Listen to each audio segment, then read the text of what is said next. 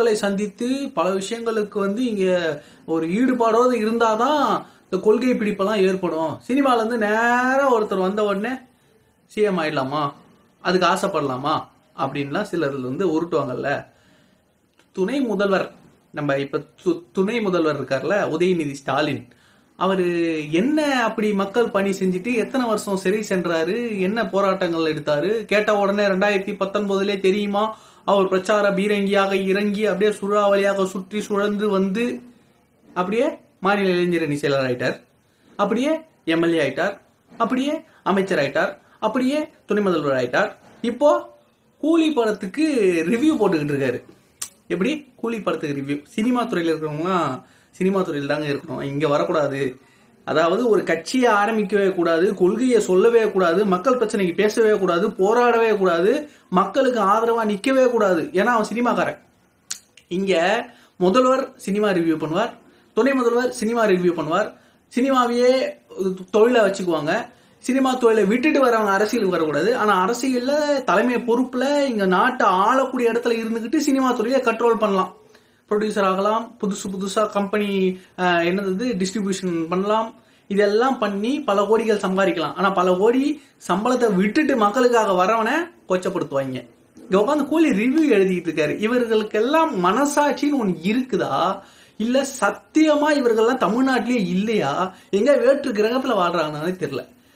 இங்க ஒவ்வொரு நாளும் இந்த தூய்மை பணியாளர்கள் 13 நாளா மழையிலையும் வெயிலையும் உட்காந்து, எங்க உட்காந்து, சென்னையோட ஹார்ட்ல, சென்னையுடைய மாநகராட்சியினுடைய அலுவலக வாசல்ல இதே தூய்மை பணியாளர்களை நீங்க கொண்டாடினீங்கல்ல, கூட உட்காந்து நான் பிரியாணி தின்னேன், நான் டீ குடிச்சேன் அப்படின்லாம் வந்து போட்டோ போட்டு ஷூட்டிங் பண்ணீங்கல்ல, அதே தூய்மை பணியாளர்கள் இன்னைக்கு எங்க பொழப்புல மண்ணள்ளி போட்டீங்களேன்னு புலம்புறாங்க. பல 100 கோடி சம்பாதிக்கிறதுக்கு கூலி படத்துக்கு ரிவ்யூ எழுதிட்டு இருக்காரு. இவர் ஒரு துணை முதல்வர். இவரைத்தான் நீங்க கொள்கை குன்று அப்படின்னு பேசிக்கிட்டு இருப்பீங்க. மேடையில ஏறினா அப்படியே வாயை திறந்தா அப்படியே கொள்கைகளை வாரி வீசிடுவாரு. அப்படியே அண்ணன் பெரிய வீச்சு புரோட்டா மாதிரி வீசிடுவாரு. அவரை தான் துணை முதல்வர் தூக்கி வச்சு கொண்டாடிக்கிட்டு இருக்கீங்க. எங்க போனார் உங்க துணை முதல்வர்? கக்கூஸ்ல ஊழல் 115 மடங்கு. ஒரு கக்கூச சுத்தம் பண்றதுக்கு டெண்டர் விட்டுருக்கீங்க, 115 மடங்கு அதிகம். அதுல ஊழல் உங்க பினாமி கம்பெனிக்கு.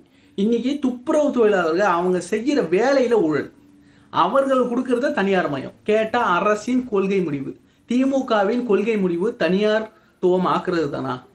அரசு எல்லாத்தையும் தனியார் துறையாக்குதே அப்படின்னு சொல்லிட்டு மோடியை கிண்டல் பண்றதும், அதானி அம்பானின்னு பேசுறதும், இங்க வந்தவொடனே லோக்கல் அதானிகளுக்கும் லோக்கல் அம்பானிகளுக்கும் கமிஷனை வாங்கிக்கிட்டு மேன் பவர் சப்ளை பண்ற வேலையை, அதாவது அரசு ஊழியர்களை தனியார் ஊழியர்களாக அந்த கம்பெனிகளுக்கு வேலையாட்களாக அனுப்பக்கூடிய மேன் பவர் சப்ளை பண்ற வேலையை அரசே செய்யும். இதையெல்லாம் பிரச்சனைகள் எல்லாம் நீதிமன்றம் போய் இன்னைக்கு பிரச்சனைகள் வந்து வெடிச்சு புதாகரமாகி அங்க சென்ட்ரல் வாசல்ல போராட்டக்காரங்க எங்களை கைது பண்ணுங்க, எங்களை கொலை கூட பண்ணுங்க, நாங்க இங்கிருந்து போக மாட்டோம், எங்களுடைய உரிமையை மீட்காம நாங்க நகர மாட்டோம்னு சொல்லிக்கிட்டு இருக்காங்க. துணை முதல்வர் அங்க இல்ல, முதல்வரும் அங்க இல்ல. முதல்வர் ஒரு பக்கம் ஷூட்டிங், துணை முதல்வர் ரியல் ஷூட்டிங்ல இருக்காரு. கூலி படம் அப்டேட்ல இசை வெளியீட்டு விழா போவீங்க, அதுக்கு பக்கத்திலே இருக்கக்கூடிய போராட்டக்காரர்களை பார்க்க மாட்டீங்க. இதுல வந்து பணம் வாங்கிக்கிட்டு போராடக்கூடியவர்கள் சொல்லி போராடக்கூடியவர்களை கொச்சப்படுத்துற வேலை இது பிஜேபி பண்ற வேலை. இப்போ வந்து திமுக பண்ணுது. இதுதான் பாசிசத்துக்கும் பாயாசத்துக்கும் உள்ள ஒற்றுமை. அவங்க என்ன சொன்னாங்க, விவசாயிகளே கிடையாது, அவங்கெல்லாம் கோக்கு குடிக்கிறாங்க, பெப்சி குடிக்கிறாங்க, பீஸா சாப்பிட்றாங்க, டிராக்டர்ல உட்காந்து இவங்கெல்லாம் வந்து ஐபோன் வச்சிருக்காங்க, இவர்கள்லாம் போராட்டக்காரர்கள் இல்லை விவசாயிகள் இல்லைன்னு சொன்னாங்க. அதே மாதிரிதான் இன்னைக்கு போராடுபவர்கள் காசு வாங்கிட்டு எதிர்கட்சியால் தூண்டி விடப்பட்டார்கள். இதுவே திமுக எதிர்கட்சியாக இருந்திருந்தா அவர்களே தலைமை தாங்கி இங்க போராட்டத்தை வந்து முன்னெடுத்திருப்பாங்க. எனக்கு ஆச்சரியமான ஒரு விஷயம் என்னன்னா, போராடக்கூடிய அந்த தூய்மை பணியாளர்கள் பெரிதளவு கல்வி அறிவு இல்லை அப்படின்னாலும் இந்த பிரச்சனையில அவருடைய கோரிக்கைகள் என்ன, சட்டம் என்ன சொல்லுது, இது எல்லாத்தையுமே புட்டு புட்டு வைக்கிறாங்க ஒவ்வொருத்தரும். இதெல்லாம் முதல்வர்கிட்ட கேட்டீங்கன்னா அப்படியா, ஓ இதெல்லாம் இருக்கா அப்படின்னு அவர் கேட்பாரு. துணை முதல்வர்கிட்ட விளையாட்டு செய்திகள்லாம் நான் பார்க்கறது இல்லைங்க அப்படின்னு கடந்து போவார். இப்படிப்பட்டவர்களை ஆட்சி கட்டிலில் அமர வைத்த மக்களுக்கு இதை விட இன்னும் மோசமான நிலைகள் காத்திருக்குது. இன்னைக்கு நீதிமன்றம் இந்த பிரச்சனையில என்ன சொல்லியிருக்காங்க அப்படின்னா, போராட்டக்காரர்கள் அனுமதி இல்லாத இடங்களில் உட்கார்ந்து போராடுவது சட்டப்படி குற்றம், அவர்களை அங்கிருந்து அப்புறப்படுத்துங்கள் அப்படின்னு சொல்லிட்டாங்க. ஐயா, நாங்க அவர்களை அரசு தரப்புல இருந்து கொடுக்குறது என்ன, நாங்க அவர்களை கட்டாயப்படுத்தி அனுப்பல, அவர்களா அங்க இருந்து கலைஞ்சு போயிட சொல்லுங்க, வேறு இடம் தரோம் அங்க போராட சொல்லுங்க, நீங்களே சொல்லுங்க அப்படின்னு சொன்னா, ஏன் அதை நீங்க சொல்லுங்க அப்படின்னு நீதிமன்றம் திரும்பி சொல்லிட்டாரு. இங்க என்ன பண்றாங்கன்னா, போராட்டக்காரர்கள் அவர்கள் தரப்பு நியாயத்தை எடுத்து வைக்கவோ இல்ல வக்காலத்து ஃபைல் பண்ணவோ மேல் முறையீடு செய்யவோ இங்கு அவகாசம் கொடுக்கப்படவில்லை.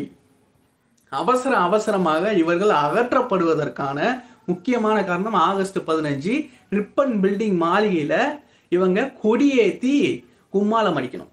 சுதந்திர தின விழாவுக்கு கொடியேத்தி இவர்களெல்லாம் நாங்கள்லாம் நாடு போட்டுறோம், நாங்க வந்து தேசபக்தி உள்ளவங்க, நாங்க இந்த மக்களை பாதுகாக்கிற அரசு, எந்த கொம்பனும் குறை சொல்ல முடியாத அரசு அப்படின்னு எங்கேயாவது கொடியேத்தி வாய்க்கிழிய கதை பேசணும்.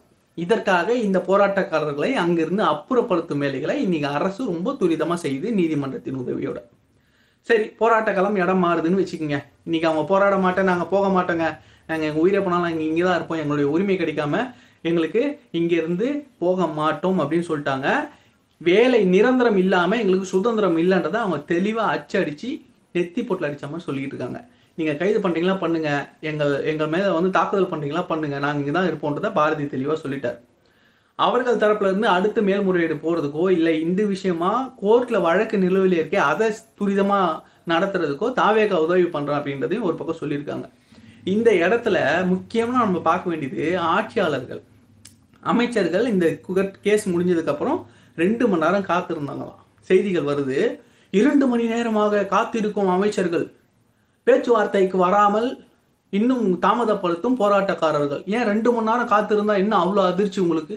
நியூஸ் ரிப்போர்ட்டர்ஸ்க்கு நான் கேட்குறேன், என்ன அமைச்சர்கள் தானே, ஓட்டு கேட்கறதுக்கு மணிக்கணக்கில் ரோடா வருவாங்க, அப்பெல்லாம் உங்களுக்கு இவ்வளோ நேரம் காத்திருந்ததெல்லாம் பெருசா தெரியாதா?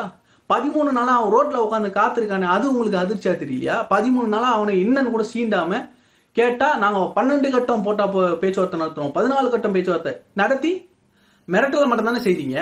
எந்தெந்த வகையில அவங்களை மிரட்ட முடியுமோ, எந்தெந்த வகையில அவர்களை வந்து காக்கா பிடிக்க முடியுமோ அந்த வேலையை மட்டும்தான் செஞ்சுட்டீங்களே தவிர அவர்கள் கேட்கிற கோரிக்கையில 1% கூட நீங்க நிறைவேற்றுறதுக்கு முன் வரல. யாரோ ஒரு ஆந்திரா நிறுவனத்துக்கு நீ பணி கொடுக்கறதுக்கு இவ்வளவு துடிக்கிற அப்படின்னா, ஒரு தனியாருக்கு இந்த துறையை தாரவாரத்துக்கு நீ துடுக்குறன்னா உனக்கு எதுக்கு இந்த மாநகராட்சி?